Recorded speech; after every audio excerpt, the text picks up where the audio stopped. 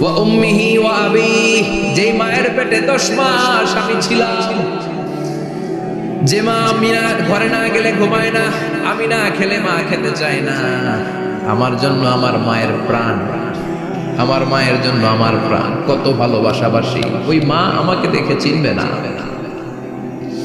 আমি নাকি আমার মাকে দেখে চিনব না। আমি আমার বাবারে দেখে পালাবো। ছোটবেলা থেকে কোলে পিঠে করে আমার বাবা আমারে মানুষ করলো।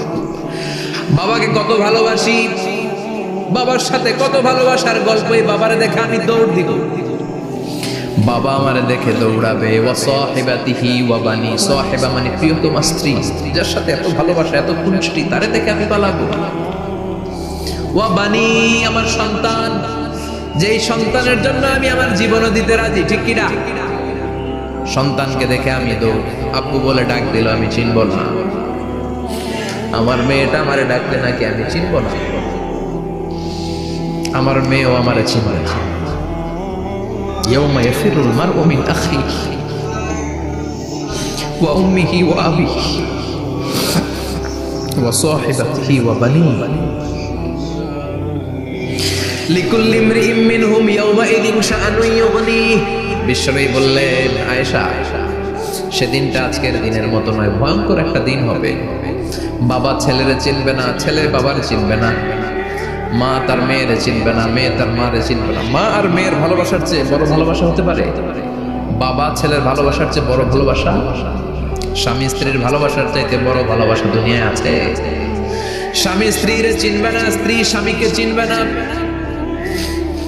বন্ধু বন্ধুরে চিনবে না, ইমাম সাহেব মুসল্লিরে চিনবে না, মুসল্লি ইমাম সাহেবকে চিনবে না, নেতা কর্মীরে চিনবে না, কর্মী নেতাকে চিনবে না। আমরা সবসময় বিপদে আছি, তবে 4টা কাজ করলে আমাদের বিপদকে কাটিয়ে দিবে কে? ঈমান আনতে হবে কার উপর? জোরে বলেন।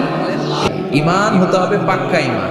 ঈমানের সাথে যদি শিরক ঢুকে, ওটা কি পাক্কা ঈমান হয়? খালিস ঈমান হয়? মসজিদে যে নামাজও পড়েন, মাজারে যে সেজদাও দেন, এরকম আছে না নাই? মসজিদে যে আল্লাহর কাছে চায়, মাজারে যে বাবার কাছে চায়, আছে না নাই? মসজিদেও দান করে, আবার মাজারে যেও দান করে, আছে না নাই? না, আপনার এই ডবল স্ট্যান্ডার্ডকে থামিয়ে দিতে হবে, এটাকে ব্রেক করে ফেলতে হবে। আপনি চাইবেন শুধু একজনের কাছে, তিনি কে? বিশ্বনবী বলতেন, ইদা সাআলতা ফাসআলিল্লাহ, যখন চাইবা আল্লাহর কাছে চাও। হাত পাতবেন কার কাছে? ওয়া ইদা ইসতাআনতা ফাসতাঈন বিল্লাহ, সাহায্য যদি চাও একমাত্র কার কাছে যাবা? আমাদেরকে সাহায্য করতে পারে কে? বিপদে পড়লে উদ্ধার করতে পারে কে? কবরে মাজারে পড়ে থাকা ব্যক্তি আমাদের উদ্ধার করতে পারে? কথা বুঝতেছেন তো? সহজ না কথাটা? এতজনের কাছে যাওয়া যাবে, এতজনের কাছে মাথা নোয়ানো যাবে, নোয়াবো এক জায়গায়, তিনি কে? আবার বিশ্বনবী বলতেন, এই শিরিক হচ্ছে আফওয়া মিন দাবিবিন নামাল, পিঁপড়ার গুটি গুটি পায়ের চেয়েও শিরকটা হলো বড় সূক্ষ্ম। পিঁপড়া যেমনি গুটি গুটি পায়ে মিষ্টির দোকানে ঢুকে যায়, যে মিষ্টি নষ্ট করে, শিরক তেমনি তোমার ভেতরে ঢুকে তোমার ঈমানকে নষ্ট করে দেয়। আখফা মিন দাবিবিন নামাল। আপনি পাহাড় পরিমাণ গুনাহ নিয়ে, হাদিসে কুদসিতে এসেছে, সাগরের ফেনা পরিমাণ পাপ নিয়ে আল্লাহর কাছে হাজির হয়েছেন। আল্লাহ, আমি পাপী, আমি কি? পৃথিবী না জানুক আমি তো জানি, আমি কি পাপ করেছি। হা, পৃথিবী না জানুক আমি তো জানি, আমি কি পাপ করেছি। হা, আমার পাপের করলে বিচার, বাঁচার উপায় নাই আমার, দয়াময় প্রভু মাফ করো আমায়, মাফ করো আমায়। পড়ে না? আমরা সবাই পাপী। আমরা কি? বিশ্বনবী বললেন, কুল্লুকুম খাত্তাউন, তোমরা সবাই পাপী, ওয়া খায়রুল খাত্তাইন আত-তাওয়াবুন, আর এই পাপীদের মধ্যে সবচাইতে ভালো পাপী ওই পাপী যেই পাপী পাপ করার পরে তওবা করে কার কাছে? এজন্য আল্লাহ বললেন, ইয়া আইয়ুহাল্লাযীনা আমানু তুবু ইলাল্লাহি তাওবাতান নাসুহা, তওবার মতো তওবা করো। কান্নার মতো কান্না করো। চোখের পানি এটা একটা খুব পাওয়ারফুল একটা জিনিস, এটা আপনার পাপকে ধুয়ে মুছে সাফ করে দেয়, আপনাকে নিষ্পাপ বানিয়ে দেয়, ঠিক কিনা? তো এই বিশাল পাপের বোঝা নিয়ে, পাহাড় পরিমাণ গুনাহ নিয়ে কিয়ামতের দিন যদি আল্লাহর কাছে আপনি হাজির হয়ে যান, ওই পাপের মধ্যে যদি শিরকের পাপ না থাকে, মানে কোনো মাজারে যে সেজদা দেন নাই, বাবার কাছে যান নাই, কোনো মাজারে মানত করেন নাই, মাজারে লাল সালু দেন নাই, মোমবাতি দেন নাই, আগরবাতি দেন নাই, মাজারে মুরগি মানত করেন নাই, এই পাপগুলো করেন নাই। অনেক পাপ আপনার আছে, কিন্তু শিরকের পাপ নাই। কোন পাপ নাই? আল্লাহ বলেন, হাজার কোটি পাপ নিয়ে, পাপের বোঝা নিয়ে, পাহাড় পরিমাণ অন্যায় নিয়ে, গুনাহ নিয়ে যদি আমার সামনে আসো, আর এই গুনার মধ্যে যদি শিরকের কোনো গুনাহ না থাকে, তাহলে আমি আল্লাহ পাহাড় পরিমাণ দয়ার ক্ষমা নিয়ে তোমার কাছে হাজির হয়ে যাব। সুবহানাল্লাহ। এজন্য শিরকের সাথে আমাদের কোনো সম্পর্ক, এই শিরক করলে তার মাফ নাই। ইন্নাল্লাহা লা ইয়াগফিরু আন ইউশরাকা বিহি, শিরক করে ফেললে আর মাফ নাই। এটা ভয়ঙ্কর, এটা ক্যান্সারের চেয়ে ভয়ঙ্কর। ক্যান্সারের অ্যান্সার আছে, শিরকের কোনো অ্যান্সার নাই। লাইন আশরাকতা লায়াহবাতান্না আমালুক, যদি তুমি শিরক করো, তোমার রোজা, নামাজ, হজ, যাকাত, জিকির গুলারে বাতিল করে দিবে কে? এজন্য শিরকের সাথে আমাদের সম্পর্ক আছে। এত ওয়াজ আমরা করি, তারপরে অনেক জায়গায় ছবিতে দেখি যে মহিলারা যে মাজারে সিজদা করে থাকে। এজন্য এটা ছড়ায় দিবেন, এই মাহফিলের কথাগুলো, এই যে রেকর্ড হচ্ছে, এগুলো ছড়ায় দিবেন। গণসচেতনতার দরকার আছে। এই যত আমরা ট্রাই করে যাব, একটা সময় দেখবেন আমাদের এই সকলের একসাথে প্রচেষ্টার ফলে এই শিরক নামক ভাইরাস বাংলাদেশ থেকে আমরা বিদায় করে দিতে পারবো। চিল্লা এখন, ঠিক কিনা? আমরা আলোর পথের সৈনিক, আমরা জান্নাতে যেতে চাই। জান্নাতে যেতে হলে যে বইটা মানতে হবে, বইটার নাম কি? তাহলে কিতাবে আল্লাহ আলো দিলেন, আবার হেদায়েত দিলেন। আল্লাহ বললেন, যালিকাল কিতাবু লা রাইবা ফীহি হুদাল লিল মুত্তাকিন। হুদাল লিল মুত্তাকিন, a guide book to those who are মুত্তাকিন। তাহলে গাইড বুক পেলাম, আলো পেলাম, আবার এটার ভিতরে শেফা আছে। কি আছে? শেফা মানে সুস্থতা, শেফা মানে রেমেডি, শেফা মানে রিকভারি। আপনি অসুস্থ হলে সুস্থ করে কে? কোরআন করে যদি ফু দেন, সুস্থ বানায় দিবে কে? নাকি তাবিজের ভিতরে ঢুকায় ঝুলাইবেন? ঝুলানো যাবে? পড়তে হবে। কি করবেন? যে ঘরে সূরা বাকারা তেলাওয়াত করা হয়, সেখান থেকে শয়তান দৌড়ে পালায়, নাকি যেই ঘরে বাকারা ঝুলিয়ে রাখা হয়? হ্যাঁ, পড়তে হবে। পরে ফু দেন, সুস্থ করবে কে? এই কিতাবের সর্বপ্রথম যে সূরাটা আল্লাহ দিলেন, ভূমিকা সূরা, এটার নাম হচ্ছে ফাতিহা। ফাতিহা মানে কি? ভূমিকা। এই সূরাটা দিয়ে আল্লাহ এই কোরআনটাকে খুললেন। পুরো কোরআনে যা আছে, এই ফাতিহার 7 আয়াতের ভেতরে তা আছে। আবার এই 7 আয়াতের ব্যাখ্যা শুরু করে দিলে 30 পারা কোরআন হয়ে যায়। কোন সুবহানাল্লাহ। আবার আল্লাহ এটার নাম, বিশ্বনবী নাম দিলেন সূরাতুশ শিফা, শিফার সূরা। অসুস্থ ব্যক্তিকে সূরাতুল ফাতিহা পড়ে ফু দিলে সুস্থ করে দেয় কে? বুখারীর বর্ণনায় বিশ্বনবীর কিছু সাহাবারা মরুভূমিতে সফর করছিলেন। এক লোক অসুস্থ ছিল, কেউ কোনো জাদু মন্ত্র পড়ে ফু দিয়ে তাকে সুস্থ করতে পারছিল না। সাহাবারা বলল, আমরা পারবো। সবাই বলল, তোমরা বেদুইন, পারবা কেমনে? যাও মিয়া। সাহাবারা বলল, আমাদের কাছে এমন জিনিস আছে, এটা পড়ে ফু দিলে অসুস্থরে সুস্থ করে কে? সবাই বলে, তাইলে আসো, সুস্থ করো। সাহাবারা বলে, তাহলে আমাদেরকে খাসি দিবা 100টা, এক পাল ছাগল দিবা। কতিফ বানাম বিশ্বনবীর এক সাহাবী ওই সাপে দংশন করা লোকটার পাশে বসে সূরাতুল ফাতিহা করে ফু দিতে দেরি মুহূর্তের মধ্যে অসুস্থ ব্যক্তিটারে সুস্থ করে দেয় কে? বিশ্বাস হয়? হ্যাঁ, বাবুল ইস্তিশফা বিল কোরআন, কোরআন দিয়ে শিফা নেওয়া। কি নেওয়া? শিফা। অসুস্থ হয়েছেন, সূরা ফাতিহা পড়েন, সূরা ইখলাস পড়েন। বিশ্বনবীর হাতে একবার বিচ্ছু কামড় দিল, বিশ্বনবী সূরাতুল ইখলাস পড়লেন, সূরাতুল ফালাক পড়লেন, নাস পড়ে ফু দিলেন, ভালো করে দিল কে? আমরাও যারা অসুস্থ, আমরাও যদি ইখলাস, ফালাক, নাস পড়ি, ফাতিহা পড়ে ফু দেয়, আমাদেরকে ভালো করবে কে? বিশ্বাস হয়? বিশ্বাস হয় না কার থেকে? সবার হয়? আল্লাহ আমাদের বিশ্বাসকে আরো মজবুত করবে। আরো জোরে পড়ি আমিন। আসেন আমরা সরাসরি এবার তাফসীরের দিকে যাই। আমি ছোট্ট একটা সূরা তেলাওয়াত করেছি, 11টি আয়াত বিশিষ্ট।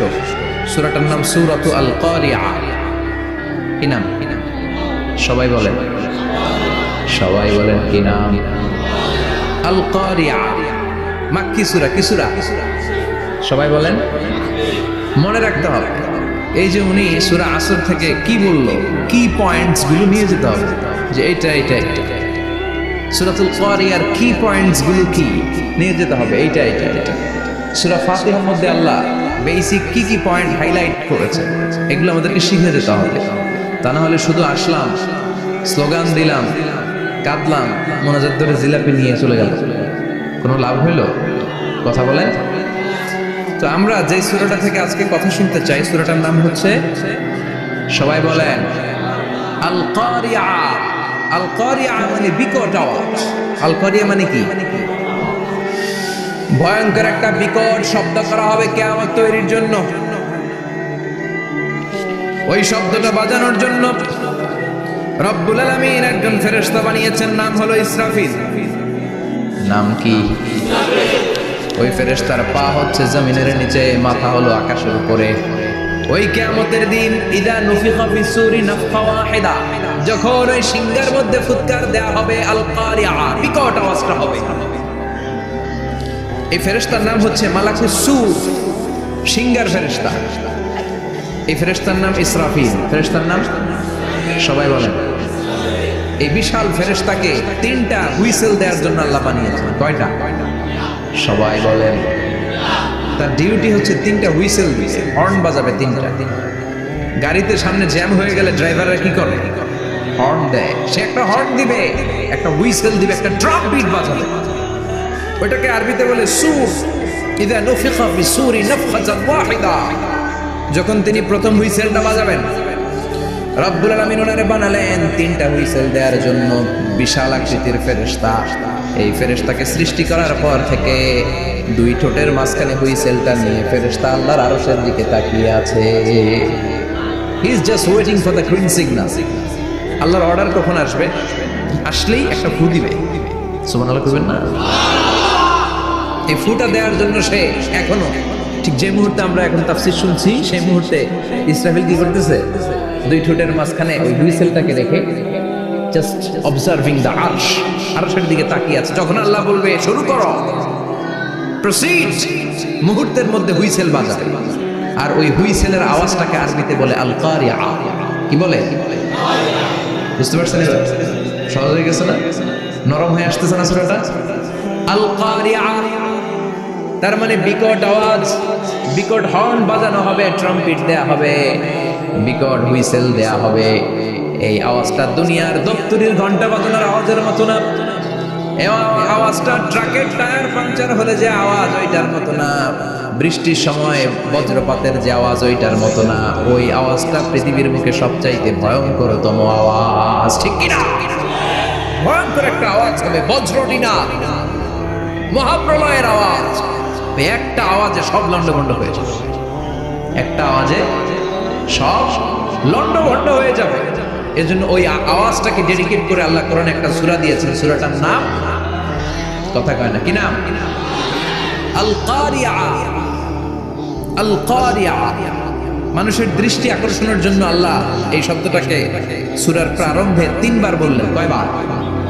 গুরুত্বপূর্ণ কথা কয়বার বলতে হয়? বিশ্বনবী কোনো কথায় যখন এমফাসাইজ করতেন, গুরুত্ব দিতেন, তিনি কয়বার বলতেন? এই সূরাটা নাজিল হয়েছে মক্কায়। মক্কার কাফির মুশরিকরা যেন ওই কিয়ামতের ভয়ঙ্কর দৃশ্যটা বুঝতে পারে, এজন্য আল্লাহ 3 বার বললেন আল কারিয়া, তারপরে মাল কারিয়া, তারপরে ওয়ামা আদরাকা মাল। সবাই বলেন, প্রথমে বললেন আল, তারপরে মাল, ওয়ামা আদরাকা মাল। 3 বার বললে মানুষ 3 বার তাকে বলে আল কারিয়া, মাল কারিয়া, আবার তাকাইছে, ওয়ামা আদরাকা মাল কারিয়া। 3 বার বলে তাদের অ্যাটেনশনকে গ্রো করা হচ্ছে, কারণ সামনে আরো জরুরি কথা আছে। সুবহানাল্লাহ বলেন। ওই দিনটা বড্ড ভয়ঙ্কর দিন, কিয়ামতের দিন। কিসের দিন? এই ছোট্ট 11টা আয়াত বিশিষ্ট সূরার মধ্যে আল্লাহ কিয়ামতের নকশা এঁকে দিয়েছেন। কি এঁকেছেন? কিয়ামতের প্রামাণ্য ধারাবাহিক বর্ণনা আল্লাহ তুলে ধরেছেন এই সূরার ভেতরে। আল্লাহু আকবার। আল্লাহ বললেন আল কারিআতু মাল কারিআতু ওয়া মা আদরাকা মাল কারিআ। ও নবী, আপনি জানেন না কি আল কারিয়া মানে কি? ভয়ঙ্কর আওয়াজ, বজ্রনিনাদ। ওই ইসরাফিল 3টা ফুৎকার দিবে, চিৎকার করে বলেন কয়টা? প্রথম ফুৎকারের নাম নাফখাতুল ফাজা, বিকট এক ফুৎকার। ওই ফুৎকার দেওয়ার সাথে পুরো পৃথিবীটা লন্ডভন্ড হয়ে যাবে। এক ফুৎকারের আওয়াজে পৃথিবীর আকাশ ভেঙে খান খান হয়ে যাবে, তারাগুলো ছিটকে পড়বে, চন্দ্র সূর্য আলোহীন হয়ে যাবে, সাগরের পানির মধ্যে দাউ দাউ করে আগুন জ্বলতে শুরু করবে, মানুষগুলো বিক্ষিপ্ত পতঙ্গের মতো নিক্ষিপ্ত হবে, টাওয়ারগুলো ভেঙে ভেঙে পৃথিবীর উপর পড়বে, পৃথিবীর বিশাল বড় বড় পাহাড়গুলো তুলার মতো ধ্বনিত হয়ে বাতাসের মধ্যে ভাসতে থাকবে। এটা হচ্ছে আল কারিয়া। মাল ওমা আদরাকা মাল। আবার আল্লাহ বললেন ইযা যুলজিলাতিল আরদু জিলজালাহা ওয়া আখরাজাতিল আরদু আসকালাহা। ইসরাফিল যখন প্রথম ফুৎকার দিবে পুরো পৃথিবীর মধ্যে কাঁপাকাঁপি শুরু হবে। কাঁপাকাঁপিরে আপনারা কি বলেন? ভূমিকম্প দেখছেন? দেখছেন কেউ? সব কাঁপে না? নিজেরাও কাঁপে। কিয়ামতের কাঁপাকাঁপি কি আমরা যেই কাঁপাকাঁপি দেখছি এটার মতো? সুনামির কাঁপাকাঁপির মতো না, ভয়ঙ্কর একটা কাঁপাকাঁপি। পুরো পৃথিবী ভাইব্রেশন শুরু হয়ে যাবে, শেকিং করবে পুরো পৃথিবীটা। পৃথিবীটা ফেটে চৌচির হয়ে ভেতরের গরম লাভা বেরোবে। সাগরের মধ্যে পানি আছে, সাগরের পানির মধ্যে দাউ দাউ করে আগুন জ্বলবে। আগুন জ্বললে কি দিয়ে নিভা? কথা কম, পানি। আর ওই পানির মধ্যেই আগুন। পানিকে বৈজ্ঞানিক ভাবে বলে H2O। কি বলে?